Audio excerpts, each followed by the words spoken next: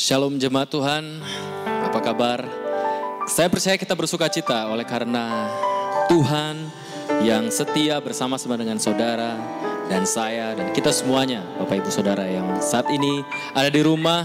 Kita bersyukur karena anugerah Tuhan, kebangkitan Tuhan, kemenangan Tuhan atas maut memberikan kita keselamatan dan kehidupan. Amin. Sebelum kita mulai ibadah, kita berdoa Bapak Ibu Saudara. Terima kasih Bapak yang baik. Sungguh kami bersyukur Tuhan, oleh karena anugerah-Mu, oleh karena kebangkitan-Mu Tuhan. Hari ini kami beroleh keselamatan. Hari kami beroleh sukacita. Hari ini kami beroleh keyakinan. Kami beroleh jaminan bahwa hidup kami diselamatkan oleh Engkau. Bahwa hidup kami diberkati oleh-Mu Tuhan. Terima kasih Bapa yang baik. Sungguh kami bersyukur Tuhan. Sungguh kami bersyukur buat kehadiran-Mu dalam hidup kami. Sungguh kami bersyukur buat pengorbanan-Mu yang ajaib dalam hidup kami. Terima kasih Tuhan. Terima kasih Yesus. Karena Engkau yang menyelamatkan hidup kami. Karena Engkau yang menyelamatkan kami Tuhan. Tuhan yang selamatkanku, terima kasih Yesus. Kau Tuhan yang pulihkanku, terima kasih. Terima kasih Tuhan. Thank you Lord. Kau Tuhan yang sembuhkanku, terima kasih Yesus. Kau Tuhan memberkatiku, terima kasih.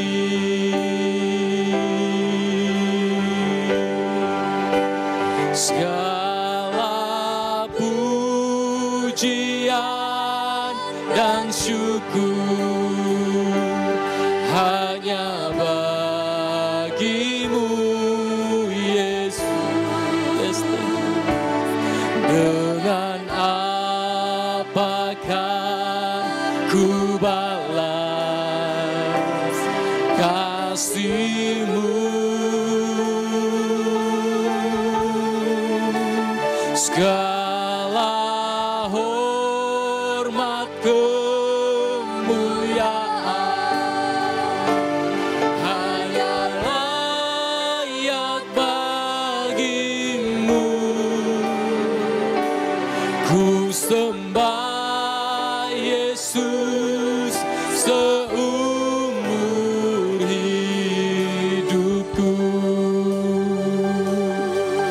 Kami berikan sembah kami hanya bagi-Mu Tuhan, seumur hidup kami Tuhan. Yang selamatkanku,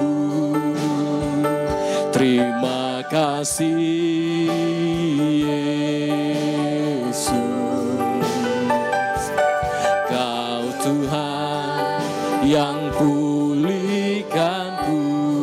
Thank you Lord Jesus. Terima kasih Yesus.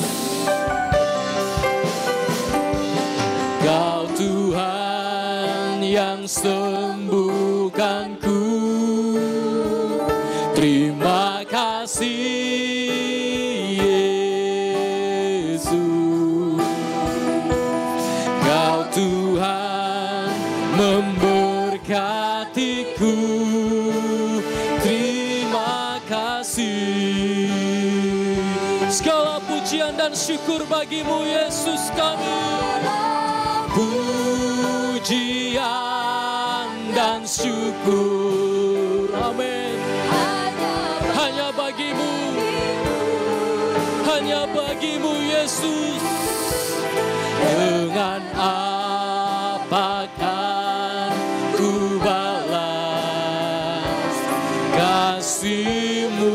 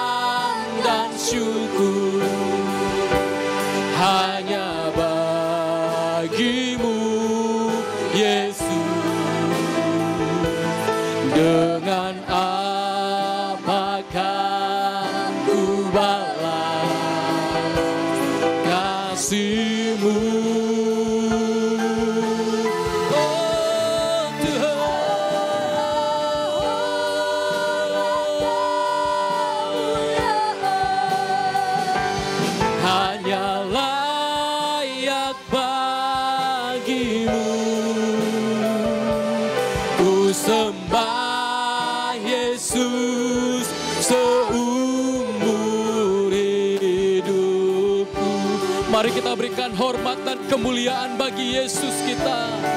Segala pujian dan syukur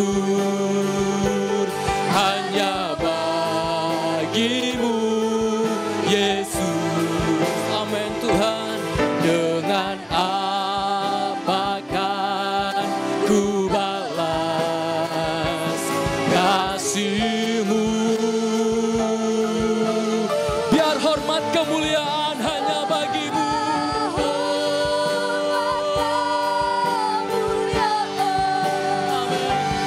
Hanya layak bagi-Mu. Ku sembah Yesus seumur hidupku.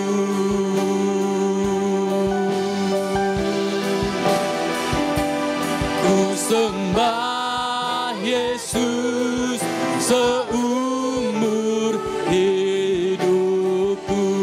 Kami sembah Yesus selamanya. Ku sembah Yesus seumur hidupku.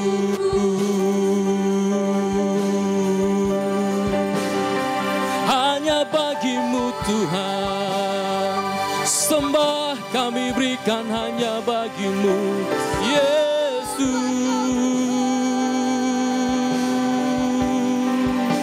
Hormat dan pujian bagi-Mu Tuhan. Pengagungan hanya bagi-Mu, ya Allah kami yang hidup. Segala kemuliaan bagi-Mu Raja Tuhan, pemilik hidup kami, penyelamat kami, Allah kami yang hidup. Kami beri penghormatan bagi-Mu, karena Kau Allah yang ajaib, Kau Allah yang besar.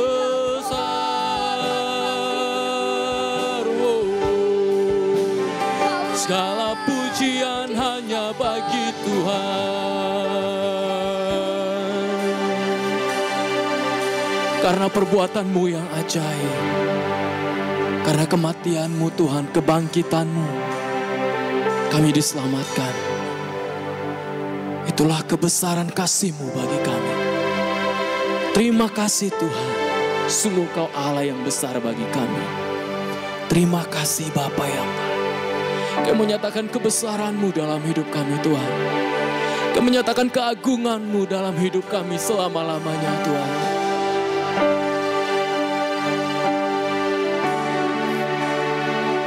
Oh, You are great, You do miracles so great. Yes Lord, there's no one else like You.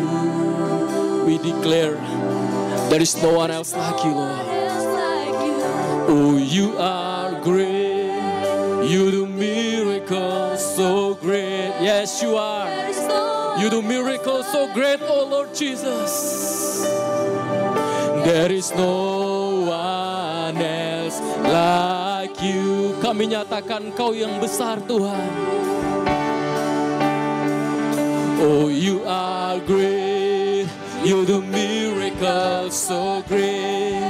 There is no one else like you. Yes, you are. There is no one else like you, Jesus. No one else like you, Lord. You do miracles so great. Amen. No one else like you, Jesus. There is no one else like you. Kami nyatakan tiada Allah yang seperti Kau Tuhan. Sebab Kau besar, perbuatan-Mu ajaib, tiada seperti Engkau. Tiada seperti Engkau. Sebab Kau besar, perbuatan-Mu ajaib, tiada seperti Engkau.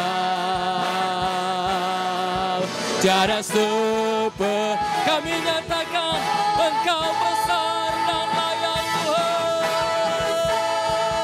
Perbuatan-Mu ajaib, tiada seperti Engkau. Tiada seperti Engkau. Sebab Kau besar, perbuatan-Mu ajaib, tiada seperti Engkau. Tiada seperti Engkau. Tiada seperti Engkau. Sebab Kau yang besar, tiada seperti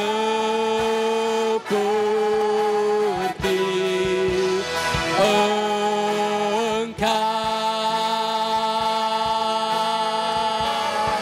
Tiada yang seperti Kau, Allah yang besar. Haleluya. Haleluya Tuhan. Sebab tiada Allah yang seperti Engkau, Engkau Allah yang besar. Selama-lamanya Tuhan, kami menyatakan kebesaran-Mu dalam hidup kami. Di dalam nama Tuhan Yesus, kami bersuka cita karena Engkau. Haleluya. Amin. Segala kemuliaan hanya bagi-Mu Tuhan. Terima kasih Tuhan. Hari ini kami percaya Tuhan, bahwa Engkau Allah yang memberikan kemenangan dalam hidup kami Tuhan. Engkau yang menyelamatkan kami dan memberikan kami kehidupan. Biar semua yang bernapas memuji Engkau Tuhan.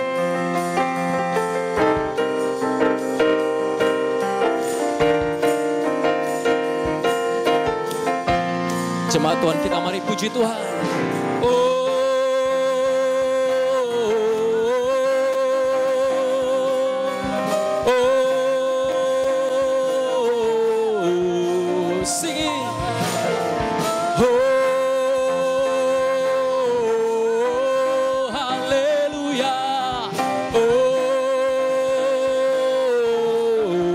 Bernafas menyembah. Segala yang bernafas sujud dan menyembah. Katakan di hadapan-Mu, di hadapan-Mu. Segala ciptaannya katakan bersorak merayakan-Mu Tuhan. Kemenangan-Mu Yesus Tuhanku. Hatiku percaya padamu. Engkaulah perisai hidupku. Jiwaku bersorak bagi-Mu. Engkaulah Tuhan dan Rajaku.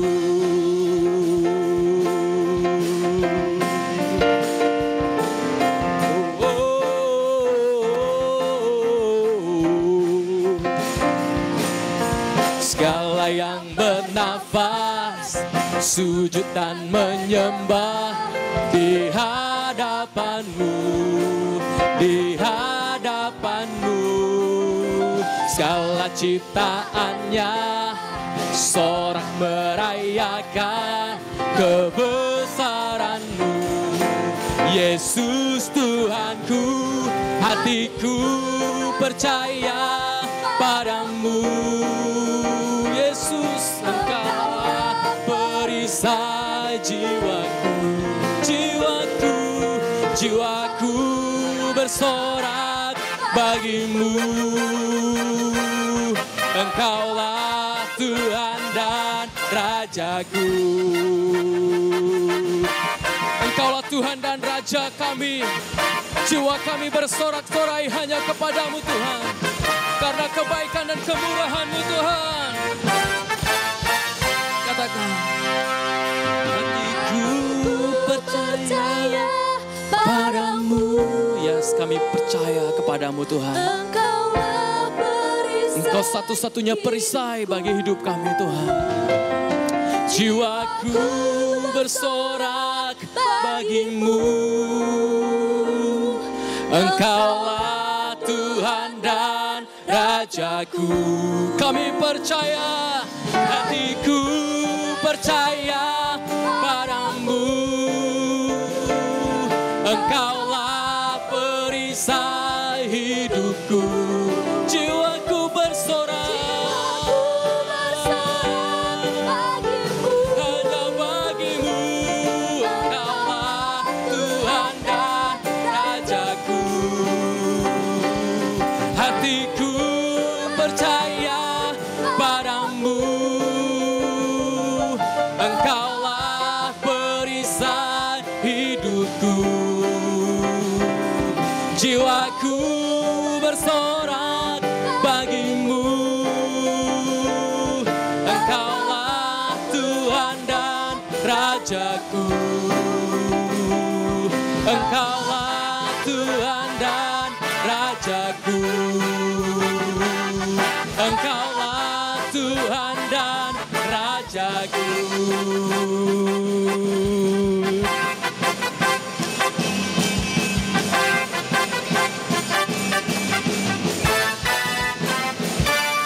Haleluya. Terima kasih Tuhan. Terima kasih Tuhan. Engkau Allah Raja kami, Tuhan kami. Kami bersorak-sorai karena Engkau Tuhan, karena kemenangan-Mu Tuhan. Terima kasih Engkau mengutus anak-Mu Tuhan ke dunia. Bukan untuk menghakimi dunia ini Tuhan, tapi Kau menyelamatkan kami melalui kelahiran Yesus, kematian dan kebangkitan Yesus. Terima kasih Tuhan. Ketika kami percaya kepadamu Tuhan, kami tidak dihukum. Karena kami percaya kepada nama Allah kami, Anak Tunggal Allah, Yesus Kristus. Terima kasih Tuhan. Hari ini kami mengarahkan hati kami kepada kasih, kepada perbuatan-Mu yang besar. Hari ini kami mendedikasikan hidup kami kepada kasih-Mu. Memberikan hidup kami kepada Engkau Tuhan. Terima kasih Tuhan. Kasih-Mu bersemi di hatiku, sungguh indah dan mulia. Damai-Mu bersemi di hatiku, tenggelamku di hadirat-Mu. Engkau terindah, termegah, termulia, termanis. Oh Yesusku, hadirat-Mu menghanyutkanku, bawaku dekat padamu. Biarkan kami menikmati kasih-Mu Tuhan. Kasih-Mu bersemi di hatiku, sungguh indah dan mulia. Damai-Mu bersemi di hatiku, tenggelamku di hadirat-Mu. Engkau terindah, termegah, termulia, termanis. Oh Yesusku, hadirat-Mu menghanyutkanku, bawaku dekat Engkau terindah. Padamu Tuhan, hidup kami Tuhan, pada kasih-Mu Tuhan. Terima kasih Yesus. Oh Yesusku, hadirat-Mu menghanyutkanku, bawaku dekat padamu. Engkau terindah, termegah, termulia. Oh Yesusku, hadirat-Mu Tuhan, bawaku dekat padamu. Engkau terindah, termegah, termulia, termanis. Oh Yesusku, hadirat-Mu menghanyutkanku. Biar kami tenggelam di hadirat-Mu setiap waktu Tuhan. Kami dekat dengan-Mu Tuhan. Engkau terindah, termegah, termulia, termanis. Oh Yesusku, hadirat-Mu menghanyutkanku, bawaku dekat padamu. Engkau terindah, termegah, termulia, termanis. Oh Yesusku, hadirat-Mu menghanyutkanku, bawaku dekat padamu.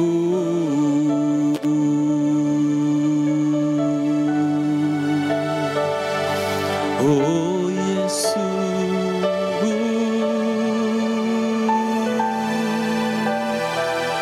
bawaku dekat padamu.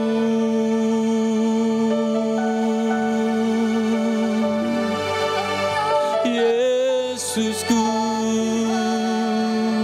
Kau terindah, Kau termulia. Oh Yesusku, terima kasih Tuhan.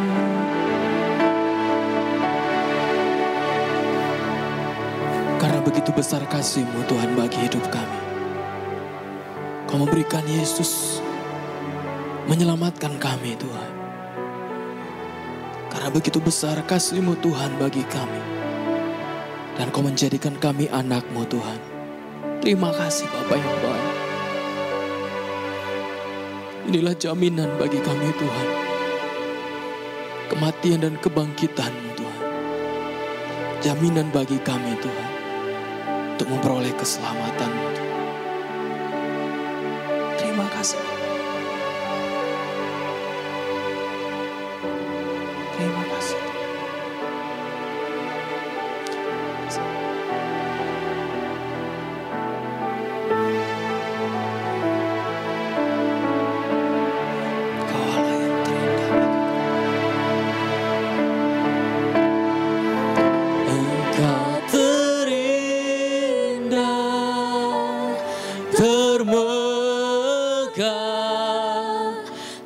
Termulia, termanis,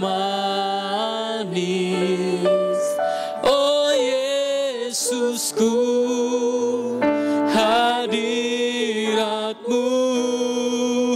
menghanyutkanku, bawaku dekat padamu. Engkau terindah, termegah, termulia, termanis,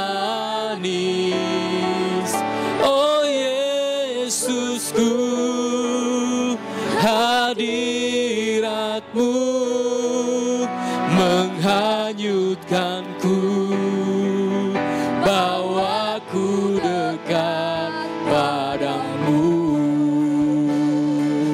Engkau terindah,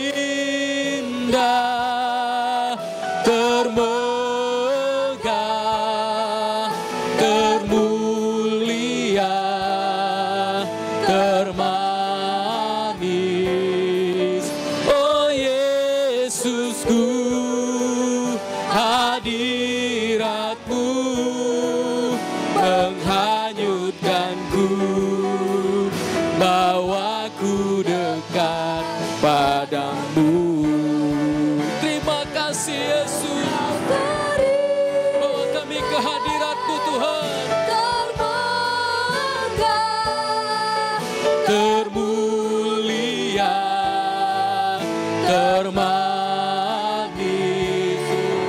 oh Yesusku, hadirat-Mu menghanyutkanku, bawaku dekat padamu. Engkau terindah, termegah, termulia, termanis, oh Yesusku, hadirat-Mu menghanyutkanku, bawaku dekat padamu.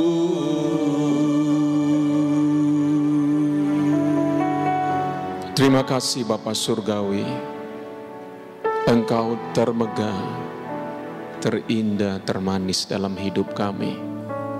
Tuhan, dalam segala keadaan Engkau bersama-sama dengan kami, tidak pernah meninggalkan kami. Kebangkitan-Mu memungkinkan Engkau hadir dimanapun, tinggal di dalam batin kami. Terima kasih Tuhan, dan Roh-Mu yang tinggal di dalam batin kami menguatkan, meneguhkan, menghiburkan, memberikan kekuatan yang baru setiap hari. Terima kasih Bapa, segala puji, hormat, kemuliaan hanya bagi nama-Mu. Di dalam nama Tuhan Yesus, semua kita yang percaya katakan amin. Puji Tuhan. Puji Tuhan. Shalom semua jemaat Tuhan yang kekasih, baik yang ada di tempat ini maupun yang ada di rumah. Kembali lagi kami menyapa saudara dengan penuh sukacita. Kiranya semua saudara dalam keadaan baik, sehat, segar, dan kuat oleh karena anugerah Tuhan. Saudara, hari ini kita sama-sama akan belajar kebenaran firman Tuhan tentang mengalami kuasa kebangkitan Kristus. Ya, mengalami kuasa kebangkitan Kristus. Nah, saudara, kita buka Alkitab kita dari kitab Lukas 24. Ya, Lukas 24 ayat 13 sampai 33. Saudara, kisah ini menceritakan sebahagian dari cerita di mana apa yang terjadi sesudah Yesus bangkit, saudaraku. Tidak banyak cerita di dalam Alkitab diceritakan. Di dalam Alkitab dikatakan Yesus 40 hari, saudaraku, ada di atas muka bumi setelah kebangkitannya. 40 hari dia terus menunjukkan dirinya kepada murid-muridnya. Dan salah satu yang kita baca hari ini adalah tentang bagaimana Yesus bertemu dengan 2 orang murid. Ya, mari kita baca Alkitab ini. Saudara, cukup panjang, tapi saya mau kita mencermatinya dari kitab Lukas 24 ayat 13 sampai 33. Pada hari itu juga 2 orang murid-murid Yesus pergi ke sebuah kampung bernama Emmaus yang terletak kira-kira 7 mil, kira-kira 11,3 kilometer jauhnya ya dari Yerusalem. Kalau kita mau ukur kayak dari center ini, saudaraku, gereja kita ke Pancur Batu, kira-kira seperti itu jauhnya, saudaraku. Dan mereka bercakap-cakap tentang segala sesuatu yang telah terjadi. Ketika mereka sedang bercakap-cakap dan bertukar pikiran, datanglah Yesus sendiri mendekati mereka, lalu berjalan bersama-sama dengan mereka. Tetapi ada sesuatu yang menghalangi mata mereka, sehingga mereka tidak dapat mengenal dia. Yesus berkata kepada mereka, "Apakah yang kamu percakapkan sementara kamu berjalan?" Maka berhentilah mereka dengan muka muram. Seorang dari mereka namanya Kleopas menjawabnya, "Adakah engkau satu-satunya orang asing di Yerusalem yang tidak tahu apa yang terjadi di situ pada hari-hari belakangan ini?" Ya, katanya kepada mereka, "Apakah itu?" Jawab mereka, "Apa yang terjadi dengan Yesus orang Nazaret? Dia adalah seorang nabi yang berkuasa dalam pekerjaan dan perkataan di hadapan Allah dan di depan seluruh bangsa kami. Tetapi imam-imam kepala dan pemimpin-pemimpin kami telah menyerahkan dia untuk dihukum mati, dan mereka telah menyalibkannya. Padahal kami dahulu mengharapkan bahwa dialah yang datang untuk membebaskan bangsa Israel. Tetapi sementara itu telah lewat 3 hari sejak semuanya itu terjadi. Tetapi beberapa perempuan dari kalangan kami telah mengejutkan kami. Pagi-pagi buta mereka telah pergi ke kubur dan tidak menemukan mayatnya. Lalu mereka datang dengan berita bahwa telah kelihatan kepada mereka malaikat-malaikat yang mengatakan bahwa ia hidup. Dan beberapa teman kami telah pergi ke kubur itu dan mendapati bahwa memang benar yang dikatakan perempuan-perempuan itu, tetapi dia tidak mereka lihat. Lalu ia berkata kepada mereka, "Hai kamu orang bodoh, betapa lambannya hatimu sehingga kamu tidak percaya segala sesuatu yang telah dikatakan para nabi." Ya, bukankah Mesias harus menderita semuanya itu untuk masuk ke dalam kemuliaannya? Lalu ia menjelaskan kepada mereka apa yang tertulis tentang dia dalam seluruh kitab suci, mulai dari kitab Musa dan segala kitab nabi-nabi. Mereka mendekati kampung yang mereka tuju. Lalu ia berbuat seolah-olah hendak meneruskan perjalanannya.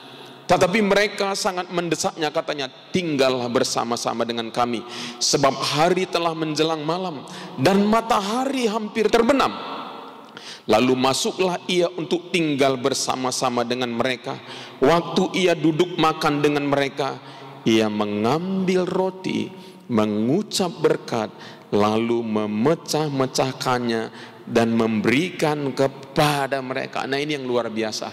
Ya, ketika itu terbukalah mata mereka, dan mereka pun mengenal dia, tetapi ia lenyap dari tengah-tengah mereka. Kata mereka seorang kepada yang lain, bukankah hati kita berkobar-kobar ketika ia berbicara dengan kita di tengah jalan, dan ketika ia menerangkan kitab suci kepada kita? Lalu bangunlah mereka kembali ke Yerusalem. Di situ mereka mendapati ke-11 murid itu.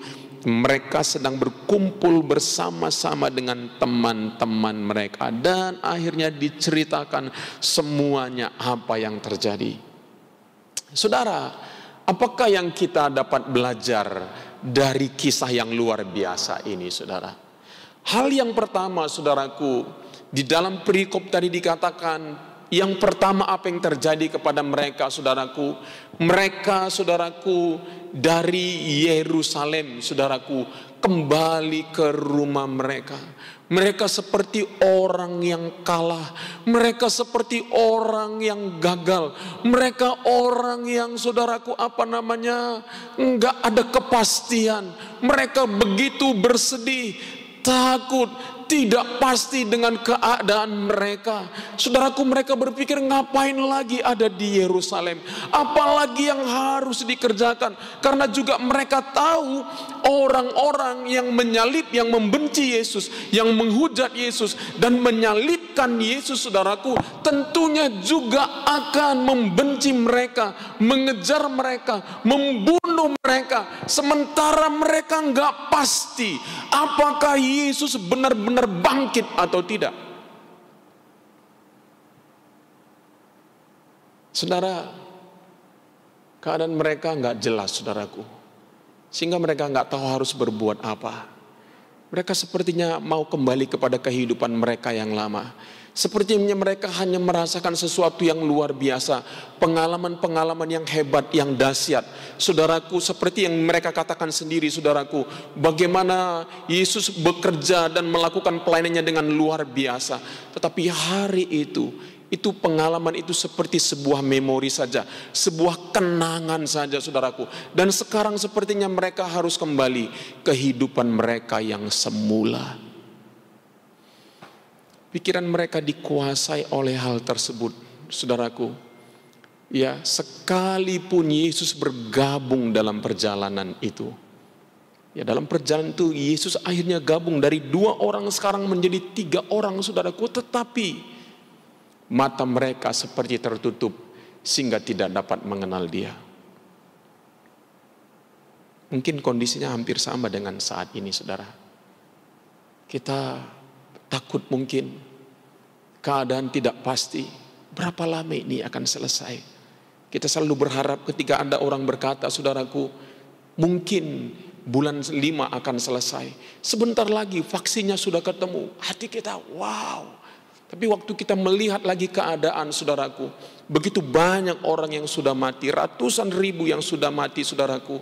Ya, Indonesia, orang yang terpapar, orang yang terkena virus ini melonjak. Sudah 5.000-an katanya. Mungkin sekarang saya nggak ngikutin perkembangan, saudaraku, yang terakhir hari ini. Tapi semalam ketika saya baca ada 5.000-an.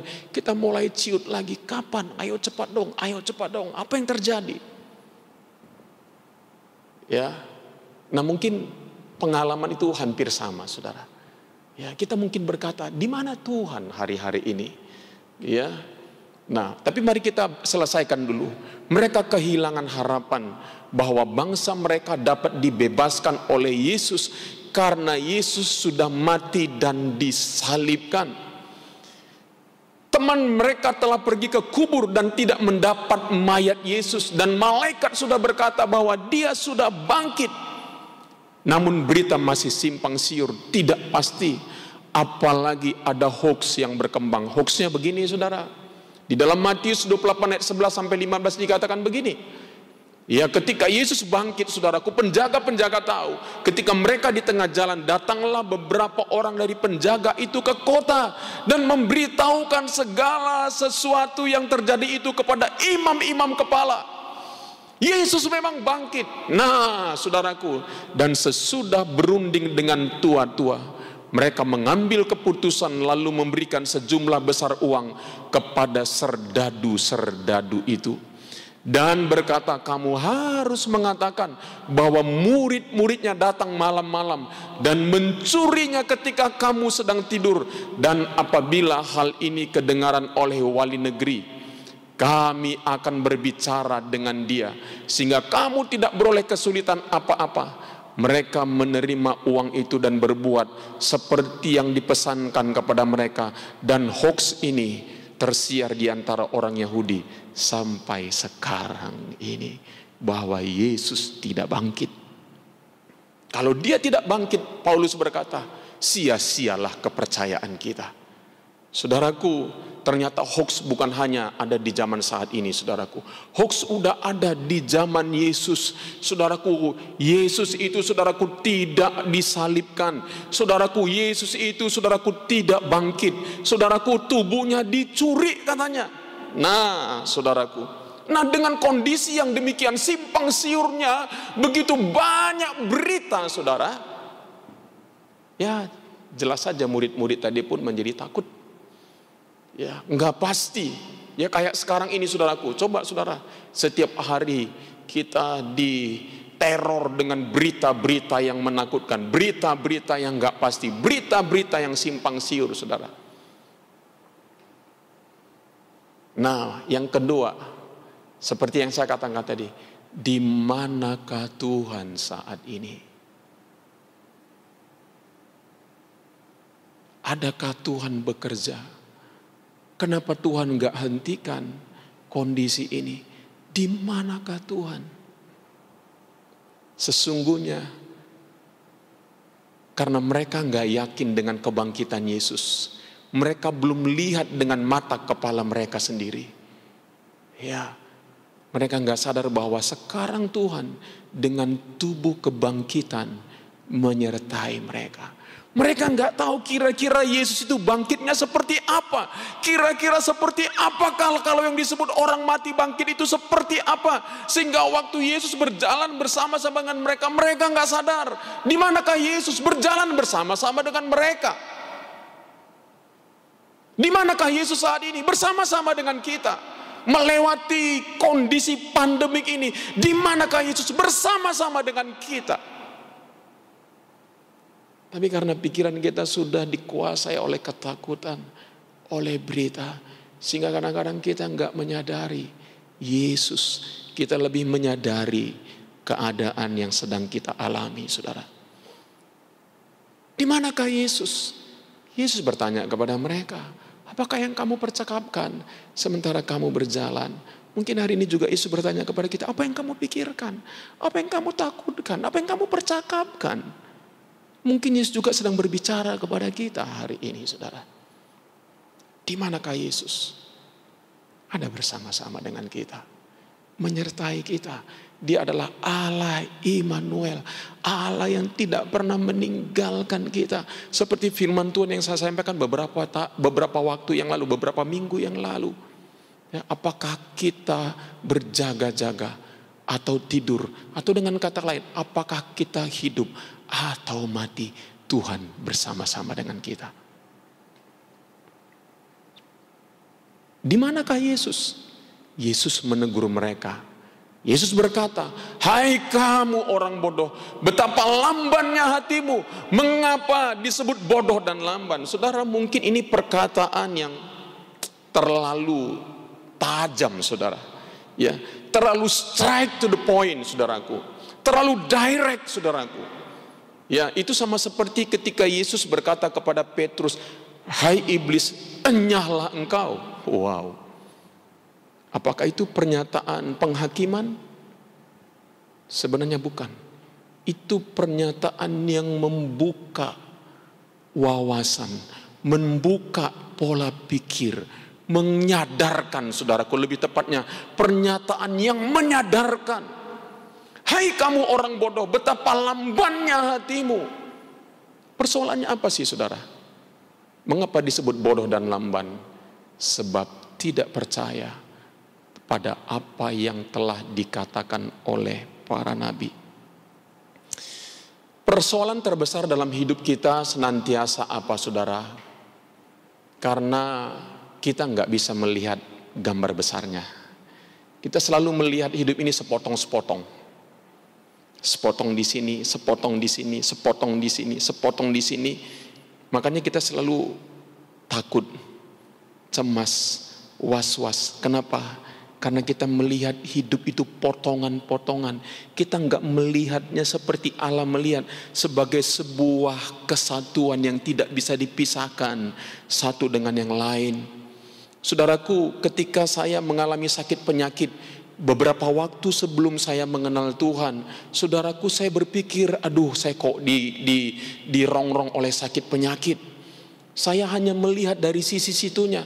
Tapi setelah saya mengalami kesembuhan, saya baru bisa melihat gambar besarnya, mulai melihat. Saya pikir kalau saya nggak mengalami begini, saya nggak akan mengalami mujizat Tuhan. Berbahagialah orang yang berduka cita, karena mereka akan dihibur. Betul nggak, saudaraku? Ada berkat besar di balik duka cita. Apa? Kita mengalami penghiburan. Ya, saudaraku, kita kadang-kadang nggak bisa melihat gambar besarnya, saudaraku. Semakin kita belajar melihat, mempercayakan hidup kita kepada Tuhan, sekalipun mungkin kita tidak melihat gambar besarnya, kita belum tahu.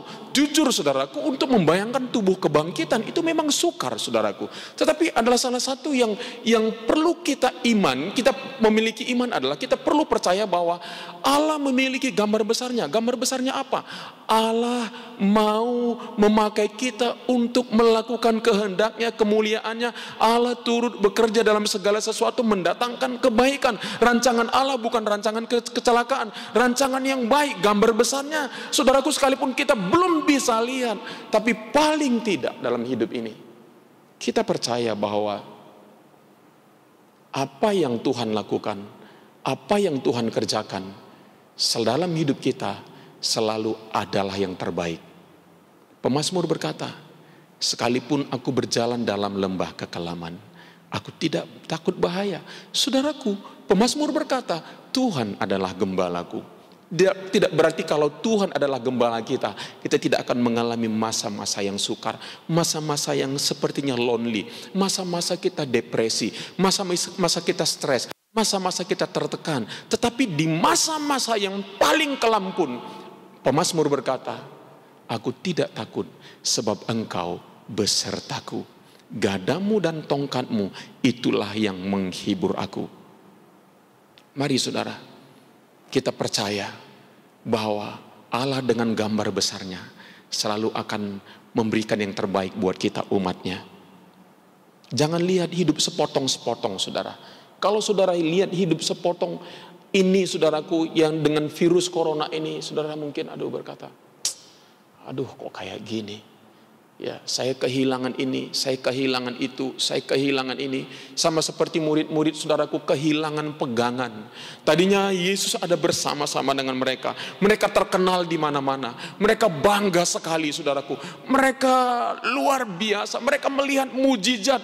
Mereka membanggakan Yesus. Tetapi sekarang tiba-tiba orang yang mereka banggakan enggak jelas beritanya, saudara. Mungkin hari ini kita kehilangan pegangan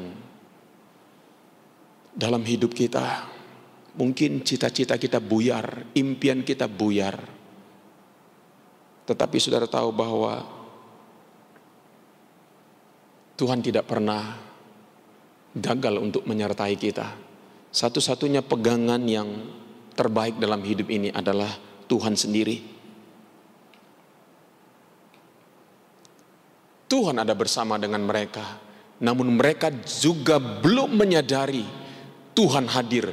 Sekalipun di akhir cerita nanti dikatakan, sekalipun mereka akhirnya sadar, berkata begini, hei, bukankah hati kita berkobar-kobar ketika Dia berbicara kepada kita? Dan akhirnya mereka sadar, ternyata Yesus telah bangkit. Saudaraku, pada akhirnya mereka sadar. Mereka berkata, wow, kok kita enggak ngeh, kok kita enggak kebuka gitu pikiran kita. Ya. Jadi di manakah Yesus saat ini? Saudaraku, saya mau beritahu kepada kita, ada bersama-sama dengan kita, melewati setiap persoalan, melewati lembah kekelaman yang kita alami masing-masing. Mungkin lembah kekelaman akibat virus ini, saudaraku, kita berbeda-beda.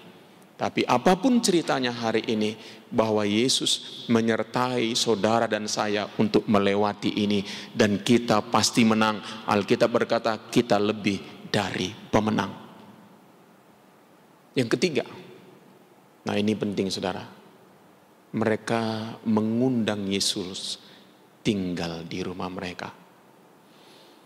Saudara, disinilah nanti terbuka mata mereka, saudara. Hari-hari ini kita ibadah dari rumah-rumah, di rumah masing-masing. Ya, kalau selama ini kita memuji Tuhan di gedung ibadah, ya, kita hari ini, saudaraku, memuji Tuhan dari rumah kita. Kita mengadakan perjamuan di rumah kita. Kita punya banyak waktu, saudaraku, untuk ada di dalam rumah kita. Saudaraku, luar biasanya, saudaraku, di dalam Alkitab tadi dikatakan mereka meminta Yesus singgah. Yesus seolah-olah hendak meneruskan saja perjalanannya, tetapi mereka mendesak supaya Yesus ayo tinggal bersama-sama dengan kami. Dan saat itulah, saudaraku, momen itulah, saudara, terjadi sebuah pencerahan, ya, sebuah kesadaran yang berkata, mungkin saudaraku berkata, wow, ya. Saudaraku, Alkitab bilang begini, Wahyu 3 ayat 20, lihat aku berdiri di muka pintu dan mengetuk. Jikalau ada orang yang mendengar suaraku dan membukakan pintu, aku akan masuk mendapatkannya, dan aku makan bersama-sama dengan dia, dan ia bersama-sama dengan aku. Ketika Yesus diundang ke rumah mereka, ini berbicara tentang komunion, menjadi satu bersama-sama dengan Yesus, bersekutu dengan Yesus, saudaraku. Kadang-kadang di tengah-tengah begitu banyaknya persoalan, saudaraku, ya, berseliweran di dalam pikiran kita, mereka mengundang Yesus. Mari kita mengundang Yesus juga, saudaraku, ya, masuk kemana? Ke rumah hati kita, ya, membuka pintu hati kita untuk kita bersekutu dengan Dia, mendengar Dia berbicara kepada kita. Firman Tuhan juga berkata, diamlah dan ketahuilah bahwa akulah Allah. Aku ditinggikan di antara bangsa-bangsa, ditinggikan di bumi. Diam, saudaraku. Salah satu definisi diam adalah kesunyian di luar dan penyerahan di dalam. Dan kita berkata, Tuhan, kita mendiamkan hati kita, kita mendiamkan pemikiran kita. Kalau selama ini pikiran kita dan hati kita nggak bisa berdiam, kenapa? Terlalu sibuk. Ya, musuh kita adalah, saudaraku, kesibukan, ketergesa-gesaan. Musuh terbesar kita untuk mengalami Tuhan, kesibukan, ketergesa-gesaan, keramaian. Itulah musuh terbesar kita untuk apa? Mendengar Tuhan berbicara kepada kita. Seperti Elia, saudara, ketika dia dalam keadaan putus asa, lalu katanya, saudaraku, ada suara ada gempa bumi, tetapi Tuhan tidak ada di sana. Ya, ada macam-macam keributan, saudaraku, tetapi Tuhan tidak ada di sana. Tetapi dikatakan ada angin sepoi-sepoi basah, dan Tuhan ada di sana berbicara kepada dia.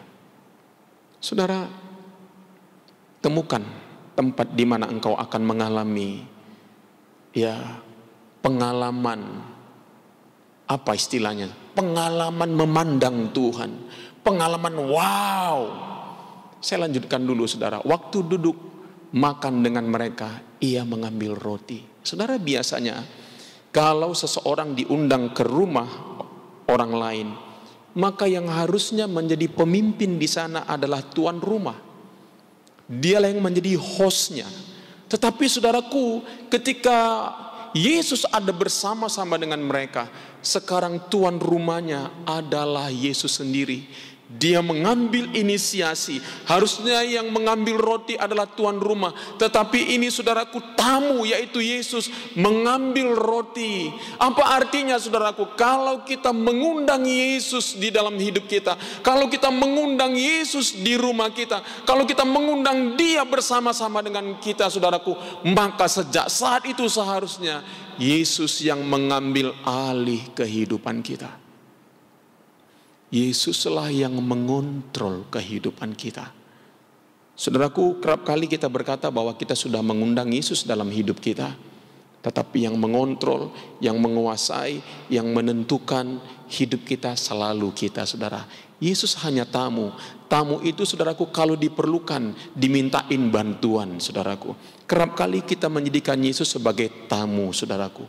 Banyak kali Yesus hanya duduk di ruang tamu, menunggu, menantikan kita berseru dan menantikan Dia. Tetapi kalau kita mau sungguh-sungguh hidup mengalami pengalaman kuasa kebangkitan Yesus, saudaraku, sejak saat itu Yesus haruslah hostnya. Seperti Paulus berkata, hidupku bukannya aku lagi. Paulus berkata, hidup adalah mati adalah keuntungan, hidup adalah untuk bekerja melayani Tuhan. Saudaraku, sesuatu pernyataan yang sangat luar biasa. Kenapa? Karena Paulus tidak lagi mempertahankan hidupnya. Semakin kita mempertahankan hidup kita, semakin beratlah hidup ini. Semakin kita mempertahankan hidup ini, semakin beratlah hidup ini. Makanya Tuhan bilang, kalau kamu mau mengikut aku, engkau harus menyangkal dirimu, memikul salibmu. Barang siapa mempertahankan nyawanya akan kehilangan nyawanya. Hidup akan berat kalau kita yang mengontrol hidup kita. Kalau kita yang mengambil alih. Kenapa? Kita nggak tahu gambar besarnya. Tapi kalau kita berkata, Tuhan, hidupku adalah milikmu, aku percaya jalan-jalanmu atas hidupku, maka hidup akan lebih rileks, saudara. Kita perlu waktu untuk kembali merenung, ya duduk, ya mengevaluasi hidup kita. Sejauh manakah sudah hidup kita dalam kita mengikut Tuhan. Dan berikutnya momen yang luar biasa yang terjadi. Kalau saya bilang ini momen wow. Ada orang bilang momen apa? Wow, dahsyat, keren. Ya. Dan berikutnya momen yang luar biasa terjadi. Tiba-tiba Alkitab berkata, mata mereka terbuka dan mereka mengenal Yesus. Itu akan sangat berbeda.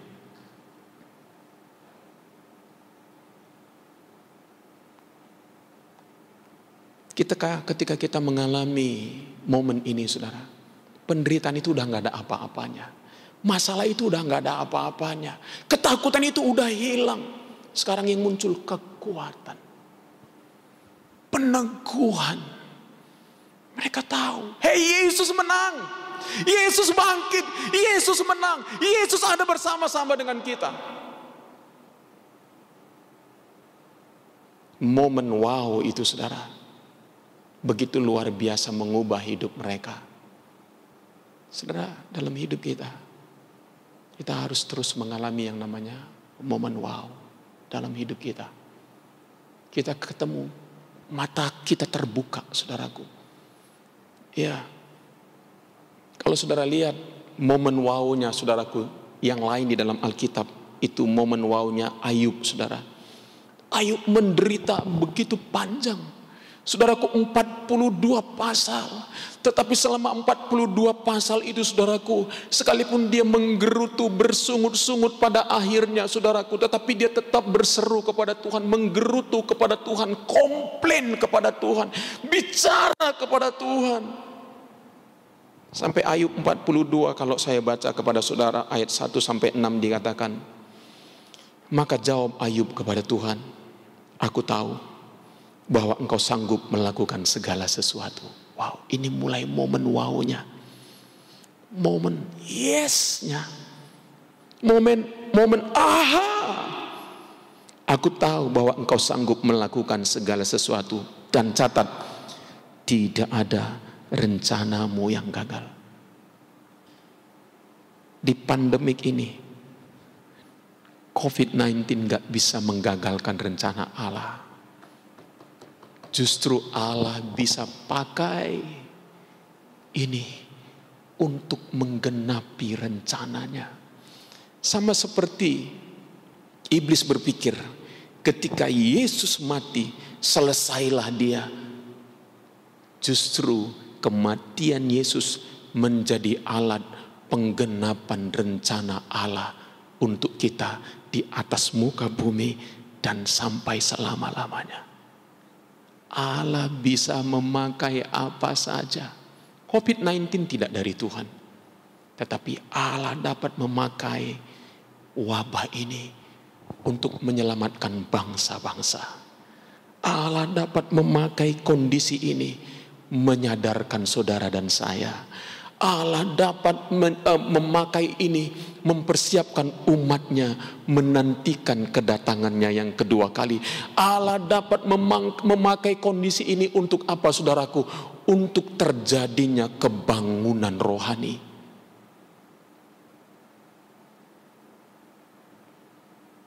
Fokus kita bukan kapan ini selesai. Fokus kita adalah apa rencana Tuhan atas hidup kita. Apa rencana Tuhan atas muka bumi?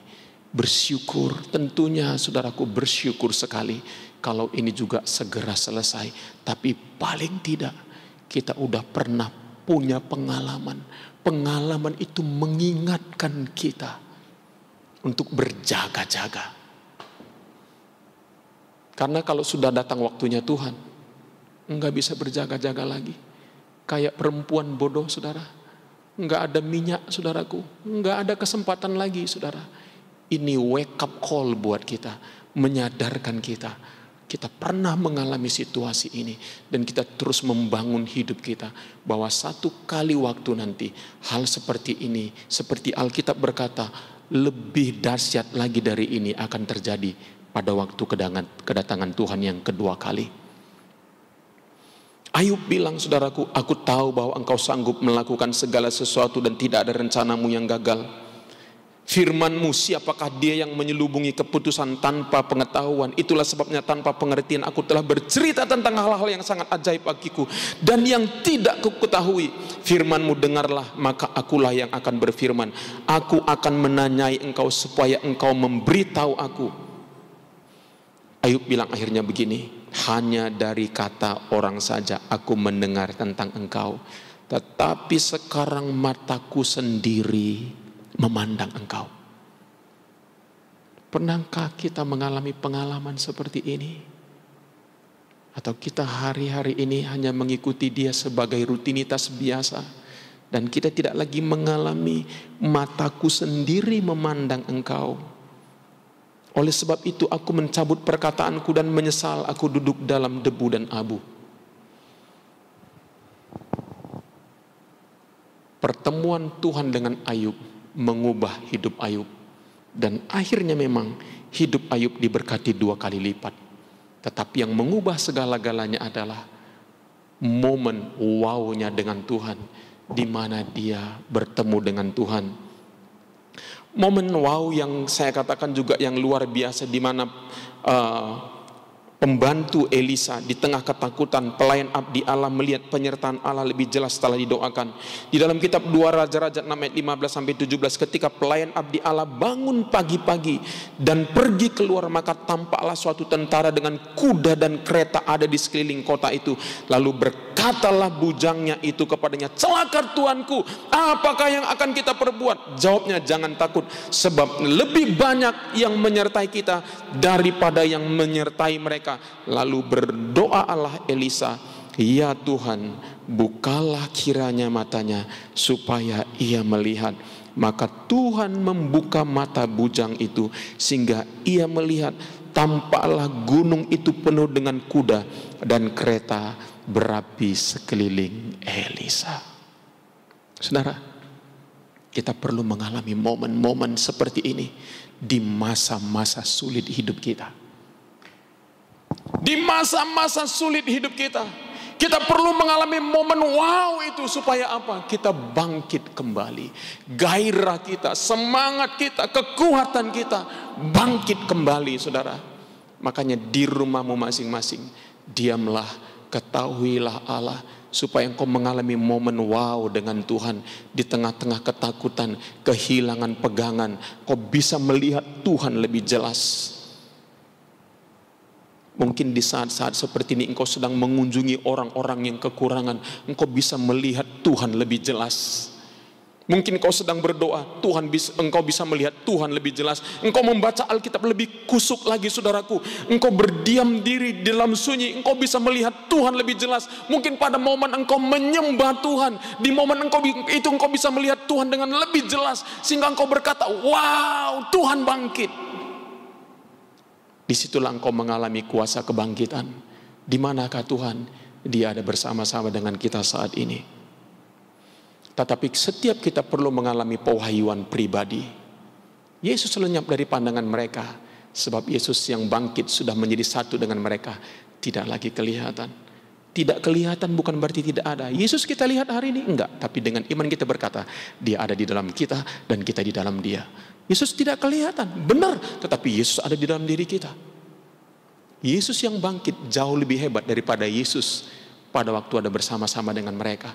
Karena Yesus dalam bentuk fisik sangat terbatas. Dia ada di satu tempat pada satu saat tertempat, waktu tertentu.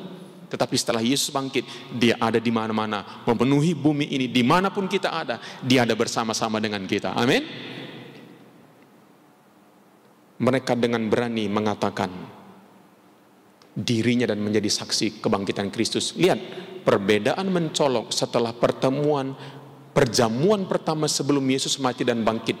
Murid-murid dipenuhi ketakutan, ketidakpastian, kesedihan mendalam.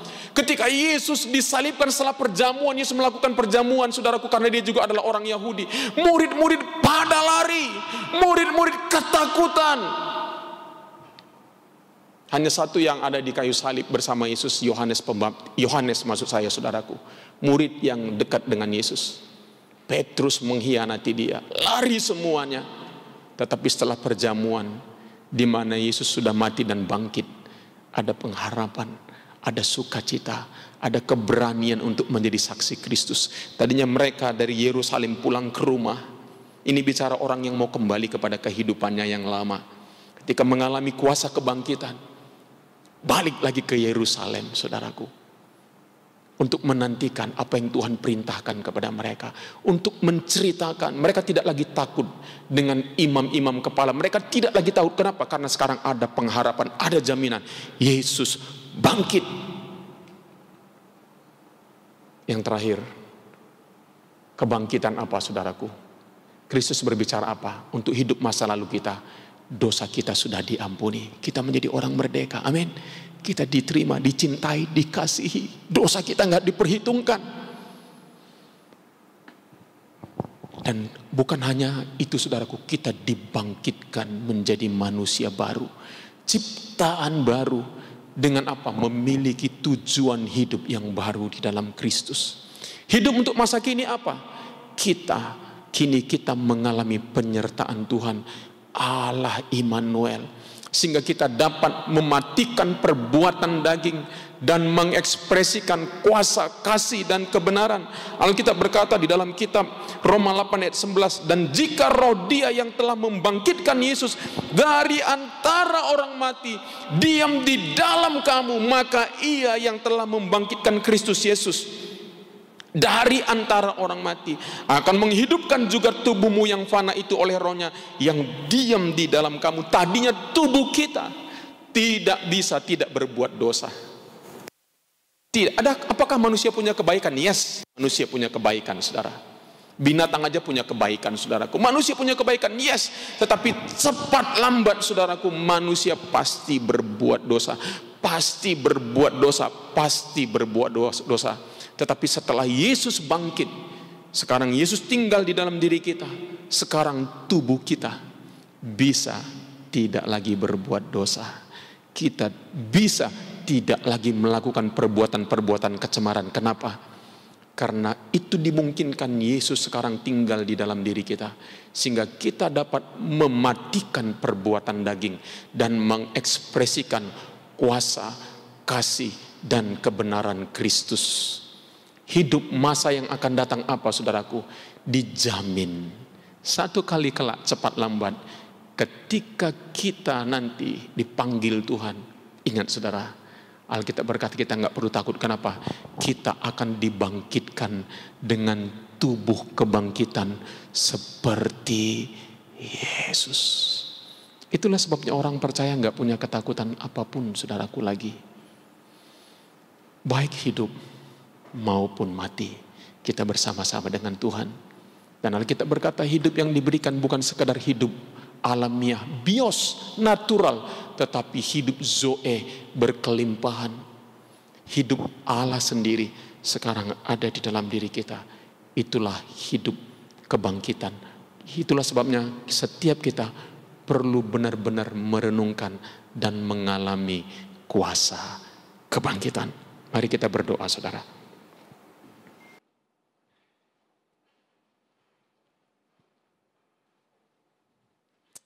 Terima kasih Tuhan Yesus. Haleluya.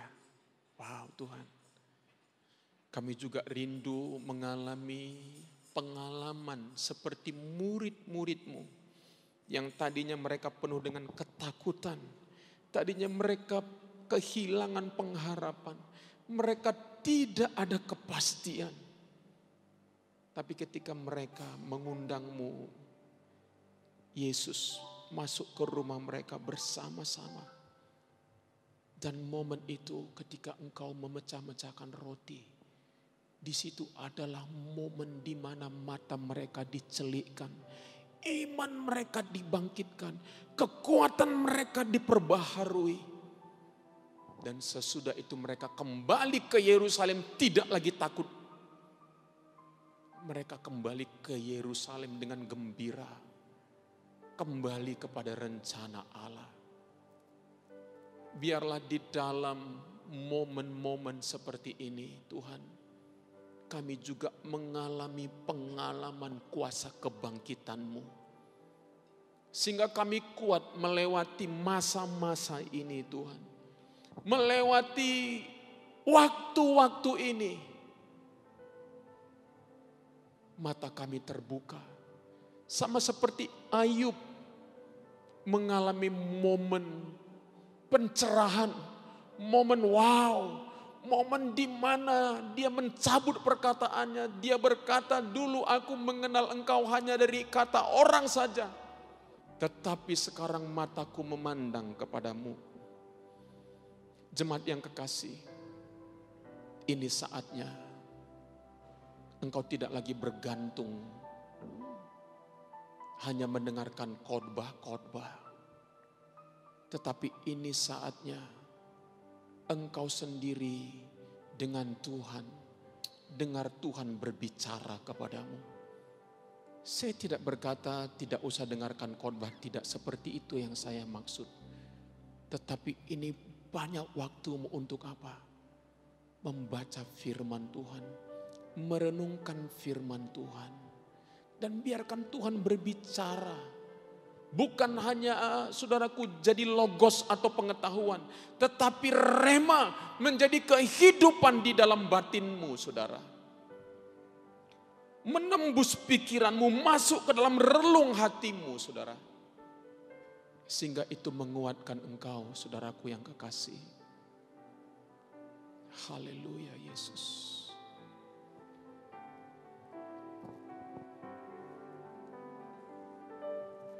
Yesus. Kau Tuhan, penolong dalam hidupku, ku percaya hanya kepadamu. Kau pegang tanganku dan tuntun langkahku. Yesus, Kau perlindunganku.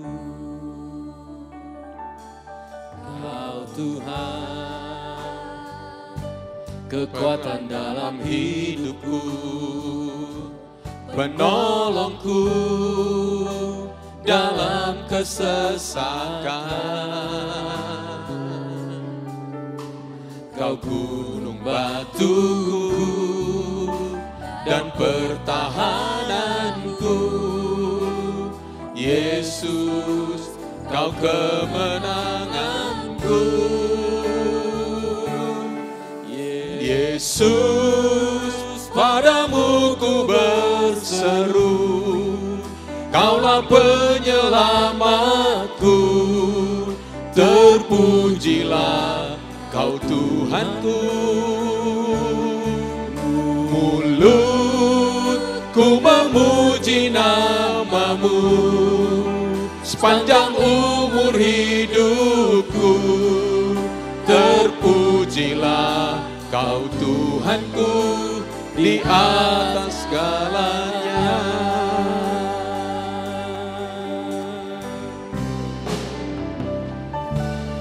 Kau Tuhan, Kekuatan dalam hidupku, penolongku dalam kesesakan.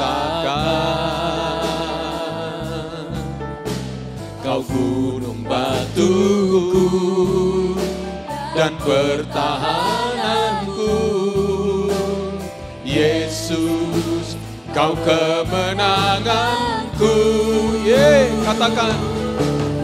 Yesus, padamu ku berseru, Kaulah penyelamatku. Terpujilah Kau Tuhanku. Mulutku memuji nama-Mu sepanjang umur hidupku. Terpujilah Kau Tuhanku di atas segalanya. Yesus, padamu ku berseru, Kaulah penyelamatku. Terpujilah Kau Tuhanku. Mulutku memuji nama-Mu sepanjang umur hidupku. Terpujilah Kau Tuhanku.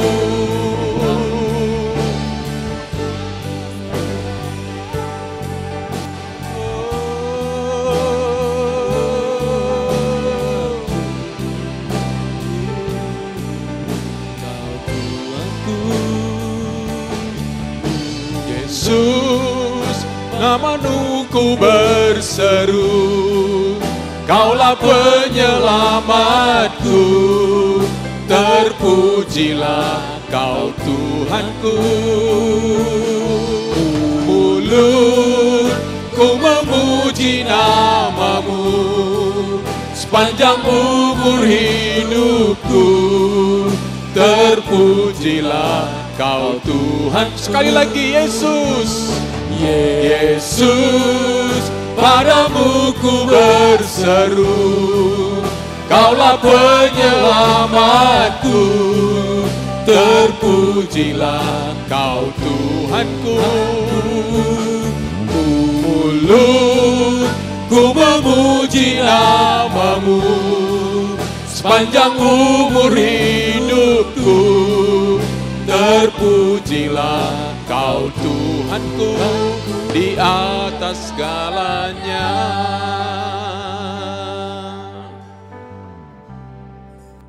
Jemaat yang kekasih dalam nama Yesus, mari tundukkan kepalamu. Ada dua hal yang saya mau berdoa hari ini. Murid-murid Yesus sangat bersedih, takut dan khawatir karena mereka tidak melihat gambar besarnya. Mereka melihat sepotong-sepotong. Yang mereka lihat, Yesus sudah mati. Yesus disalibkan, sudah mati dan dikuburkan. Mereka sudah kehilangan pengharapan. Mereka berpikir untuk kembali ke kehidupan yang lama. Mereka berpikir mengikut Yesus hanya sebuah kenangan dan memori. Kenangan yang manis dan luar biasa. Mereka berpikir tetapi Yesus sekarang sudah mati. Dan mereka tidak pasti Yesus bangkit. Dan mereka tidak tahu seperti apakah tubuh kebangkitan itu. Mereka kembali ke rumah mereka. Mereka dengan sedih. Mereka seperti kembali kepada kehidupan mereka yang lama. Mereka nggak ngerti, mereka nggak bisa melihat gambar besarnya. Mungkin situasi kita tidak jauh berbeda. Kita nggak bisa melihat gambar besarnya, apa yang akan terjadi. Di tengah-tengah pandemi ini, apa yang berikutnya akan terjadi. Dan bahkan sesudah ini kita pun nggak ngerti seperti apa kehidupan ke depan. Mungkin kita nggak bisa melihat gambar besarnya. Yang Tuhan tegur bukan itu. Yang Tuhan tegur mereka tidak percaya, lamban untuk percaya. Saudara, mari sekalipun kita nggak bisa melihat gambar besarnya. Sebab firman Tuhan berkata, kami hidup bukan karena melihat, tapi percaya. Beranikah engkau mempercayakan masa depanmu ke dalam tangan Tuhan? Beranikah engkau mempercayakan masa depan hidupmu, masa depan ekonomimu, masa depan keluargamu, masa depan anak-anakmu, masa depan hidupmu pribadi kepada Tuhan, sekalipun engkau tidak bisa melihat? Tapi engkau percaya, kita percaya bahwa Yesus kita adalah Yesus yang baik. Dia adalah gembala agung kita. Begitu banyak ayat-ayat firman Tuhan yang berkata, seperti pemazmur berkata, Tuhan adalah gembalaku, takkan kekurangan aku. Ia membaringkan aku di padang yang berumput hijau. Dia membawa aku ke air yang tenang. Sekalipun aku berjalan dalam lembah kekelaman, aku tidak takut bahaya. Sebab Ia menyertai aku. Satu hal yang saudaraku kita perlu lihat, penyertaan Tuhan dalam hidup kita. Yang kedua, saudara, saya mau kita mengalami momen di mana ketika mereka mengadakan perjamuan, ketika undang Yesus ke rumah mereka, Yesus memecah-mecahkan roti dan saat itu mata mereka tercelikkan. Mereka melihat Yesus, mereka mendapatkan pewahyuan, mereka mendapatkan penjelasan tentang Yesus. Seperti Ayub melihat dan memandang Yesus, demikianlah kita mengalaminya. Biarlah momen di mana engkau kehilangan pekerjaanmu, di momen itu engkau mencari Tuhan dan engkau melihat Yesus. Justru pada waktu di masa ini engkau kehilangan pekerjaanmu, sehingga engkau dengan yakin berkata, Allahku sekali-kali tidak akan meninggalkan aku, Allahku sekali-kali tidak akan membiarkan aku. Apakah yang dapat dilakukan oleh manusia terhadap aku? Di momen-momen di mana engkau bersama dengan anak-anakmu ada di rumah, berdoalah supaya engkau bisa melihat Allah. Engkau matamu terbuka seperti pembantunya Elisa. Matanya terbuka melihat bahwa tentara Tuhan lebih banyak daripada tentara musuh. Mari kita berdoa supaya kita mengalami momen itu, saudara. Momen kebangkitan, momen kemenangan, momen iman. Sehingga kita gak takut lagi. Tapi kita bangkit. Dan mulai melakukan sesuatu. Berdoa dengan iman buat keselamatan bangsa-bangsa. Melakukan sesuatu yang bisa kita lakukan untuk membantu saudaraku. Membantu yang kekurangan, membantu yang saudaraku kehilangan pekerjaannya, kehilangan kekuatannya, menghiburkan mereka, memberikan kepada mereka kehidupan sementara dan kehidupan kekal, meneguhkan kepada mereka, menyatakan kepada mereka Yesus kepada hidup mereka, saudaraku. Satu-satunya penolong. Kita bisa memberi dua hal hidup yang kita bisa memberi. Kita beri kehidupan bios, bantuan sembako kepada orang-orang yang kehilangan pekerjaan, orang-orang yang sedang menderita. Tapi juga kita bisa memberikan kehidupan yang jauh lebih penting, kehidupan kekal. Kehidupan kekal yaitu Yesus kepada mereka. Kita boleh mendoakan mereka, meneguhkan mereka, menghiburkan mereka, menguatkan mereka, menyemangati mereka. Di tengah-tengah momen ini saudaraku, kita tidak kehilangan gairah kita. Kita tidak kehilangan kekuatan kita. Kita tidak kehilangan api yang berkobar-kobar di dalam batin kita. Sama seperti murid-murid Yesus ketika dia sudah mengalami perjumpaan dengan kebangkitan Yesus, mengalami kuasa kebangkitan Yesus, kembali ke Yerusalem dengan hati yang berkobar-kobar, menceritakan pengalaman ini. Tidak lagi takut kepada imam-imam, tidak lagi takut kepada orang-orang Farisi, tidak lagi takut kepada tentara-tentara Romawi. Demikianlah kita saudara, sesuai dengan apa yang Tuhan taruh di hati kita. Kita mendengar Dia dan mulai melakukan apa yang Dia suruhkan kepada kita. Tuhan terima kasih Bapa. Bapa, hamba juga berdoa Tuhan,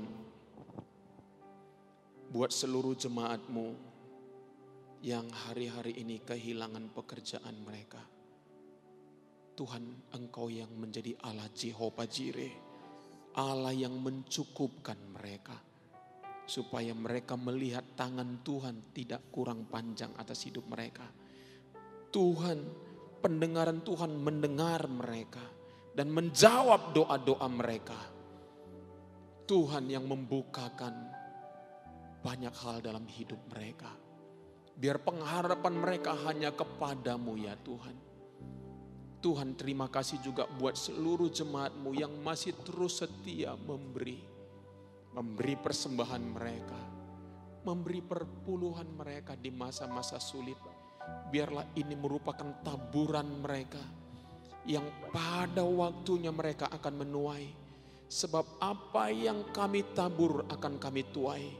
Demikianlah umat-Mu Tuhan, pada waktunya akan menuai apa yang mereka tabur. Berkati mereka, kuatkan mereka, teguhkan hati mereka. Terima kasih Tuhan, diberkatilah Engkau, diberkatilah Engkau, diberkatilah Engkau di dalam nama Tuhan Yesus. Terima kasih Tuhan. Jemaat yang kekasih, mari kita bangkit berdiri. Kita akhiri ibadah kita hari ini. Haleluya.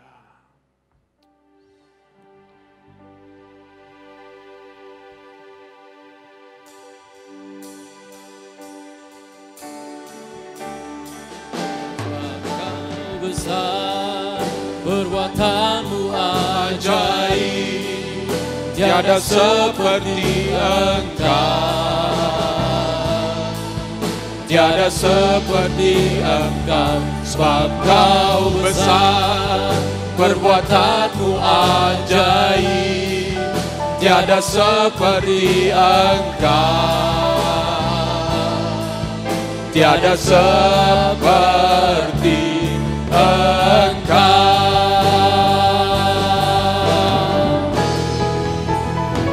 Sebab Kau besar, perbuatan-Mu ajaib, tiada seperti Engkau, tiada seperti Engkau. Sebab Kau besar, perbuatan-Mu ajaib, tiada seperti Engkau, tiada seperti Engkau, tiada seperti Engkau, tiada seperti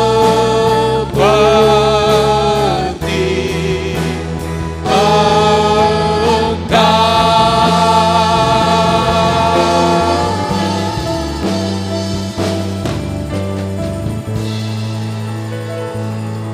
Terima kasih Bapa, tiada yang seperti Engkau. Jemaat yang kekasih, Tuhan memberkati engkau di dalam kehidupanmu masing-masing. Tuhan menyertai engkau di tengah-tengah pandemi ini. Proteksi, penyertaan, kasih, berkat dari Tuhan menyertai engkau. Sebab saudara dan saya adalah anak-anak Tuhan, milik kepunyaan Tuhan, biji matanya Tuhan yang dipelihara oleh Tuhan. Terima kasih. Mari angkat tanganmu, saudara. Firman Tuhan berkata, Tuhan memberkati kita dan melindungi kita. Tuhan menyinari kita dengan wajah-Nya dan memberi kita kasih karunia. Tuhan menghadapkan wajah-Nya kepada kita dan memberi kita damai sejahtera. Terima kasih Bapa, kami terima berkat-Mu ini di dalam nama Allah Bapa, Putra dan Roh Kudus, di dalam nama Tuhan Yesus. Kita semua yang percaya katakan, amin. Amin. Tuhan memberkati kita semua.